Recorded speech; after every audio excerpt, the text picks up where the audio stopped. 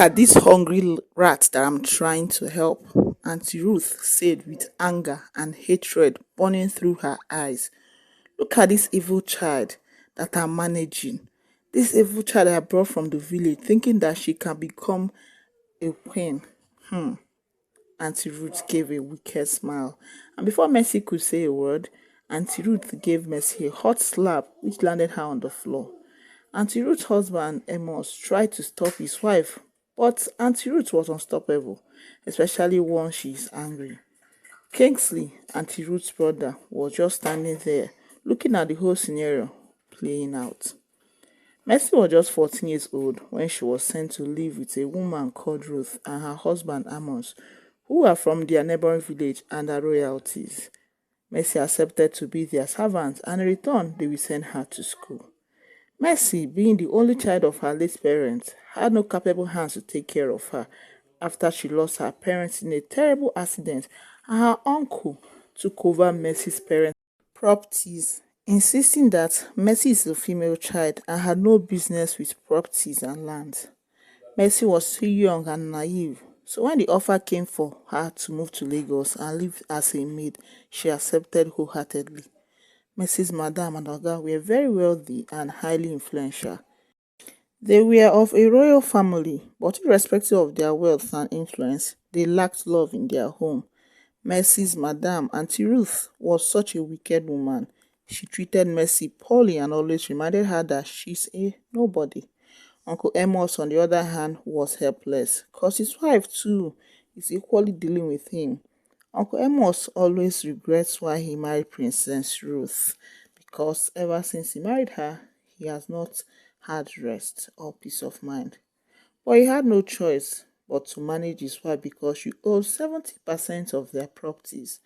Uncle Amos will always advise his wife to take it easy on their new help, but his wife would rather shun him and ask him to mind his business. One day, Princess Ruth's only brother, Prince Kingsley, came to visit them. He had just finished his NYSC and is currently waiting for his visa application to be approved before he travels outside the country for his masters. Prince, as an only son and the heir apparent to the throne, was used to getting whatever he wanted. Prince Kingsley saw Mercy as a vulnerable and innocent girl, and he took advantage of her. Prince Kingsley forcefully slept with Mercy, and she became pregnant. When her guardians found out about the pregnancy, they were furious, and when Mercy said that it was Prince Kingsley, nobody believed her. They only said that she was looking for a shortcut to royalty and wealth. Kingsley, on the other hand, denied the pregnancy. He accused Mercy of sleeping with different men in their streets and trying to destroy his image as a prince who will soon become the king. Auntie Ruth didn't think twice and she chased Mercy out of her house. Mercy was crying and walking on the street when their kind neighbor, Madam Blessing, who owned a charity organization where she helps women and their unborn child who do not have money to take care of themselves. The woman, after listening to Mercy's story, took pity on her and helped her. Months later, Mercy gave birth to a baby boy and she named the baby Great. Mercy worked so hard to take care of herself and baby Great. She even begged her benefactor, Auntie Blessing, to employ her in her foundation to help care for the other expectant mothers and in return get paid for her services. Madam Blessing accepted and treated Mercy and her son Great well. Grace soon grew up and Mercy, on the other hand, started a small business of selling clothes and she soon grew to become a well-known businesswoman. Mercy later found true love and got married to the most amazing man who understood her without judging. He took very good care of her and together they started giving birth to their own children. Great, on the other hand, went to the university and studied law, which was his passion. He knew and understood all that his mother went through to make him the good man that he is, to make him successful in life. One day, Prince Kingsley appeared from nowhere. He was married now to his longtime girlfriend.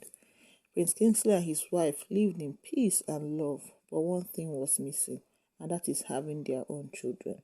For over 10 years of marriage, Prince Kingsley and his wife have been hoping and waiting to have their own children, but none was coming through. And now his father, the king, had died, and for him to ascend the throne, he needs an heir. The shock on Grace's face when Kingsley entered their home was so obvious. Grace was very furious, but on a second thought, he decided to just keep calm and listen to what he had to say. Kingsley, without shame, asked Grace to follow him home, that he is his real father. Kingsley still looked at Mercy with the same eyes he looked at her 23 years ago. He looked at her as that low, helpless house help who needed no love or respect. Great understood what was happening. He accepted to go with him.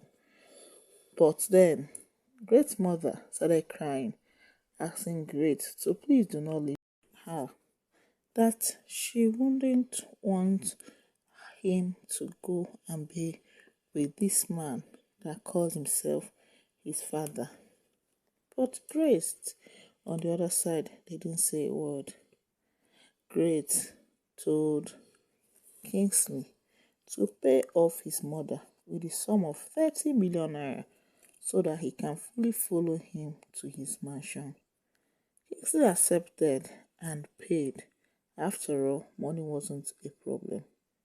It was after he paid that Great decided to make a shocking announcement.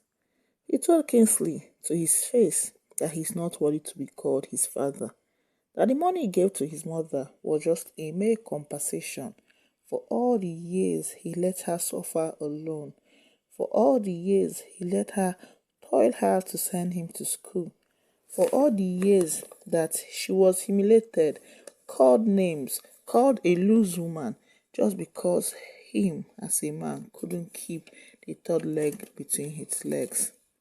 Kingsley was surprised. How can a small boy of yesterday grow up with so much wisdom to talk to me like this? Kingsley, a very rude man, wasn't even just having what the son was saying. He thought that the money he gave was enough and could buy his son over. But he knew that his son was serious when he insisted that Kingsley leaves the house and never comes back again. That if Dares comes back to the house, that he's going to take him up legally. Kingsley was disappointed. He wanted to brag, but then Great shut him up. Kingsley left and the kingship was taken from him and given to his uncle, who had numerous children, both male and female. It was then that reality dawned on Kingsley, how one mistake has ruined his life, how one night of drunkenness has made him lose his right as the only son of his father. Kingsley's wife, on the other hand, threatened to leave Kingsley if he doesn't go and apologize to Mercy. She was tired of sharing in the burden that Kingsley brought to the marriage. She was tired of being called barren by people without them knowing the true story. She was tired of people saying that they used their children to enrich themselves, hence they were unable to have their own children. All these things made Kingsley wife shed tears. She just told her husband if he wasn't going to apologize and get genuine forgiveness from the woman he hurt many years ago, that she will sure leave him, that she is tired. Kingsley, without having any choice, he dropped his pride.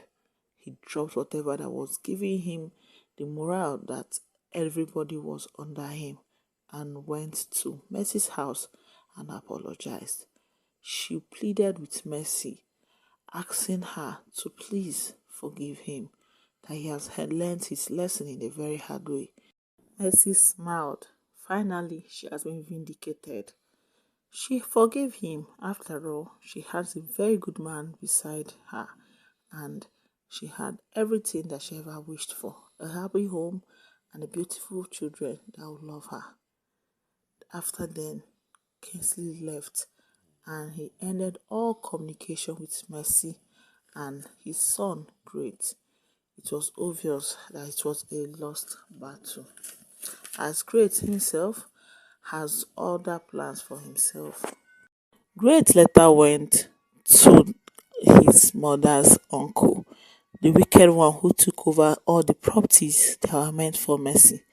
He fought him legally and won, and that was how all their properties were restored back to their family. Thank you so much for listening up to this moment. Please kindly share, subscribe, like on the notification bell so my posting videos will be notified. Okay. See you on my next videos. Remember, say no to rape.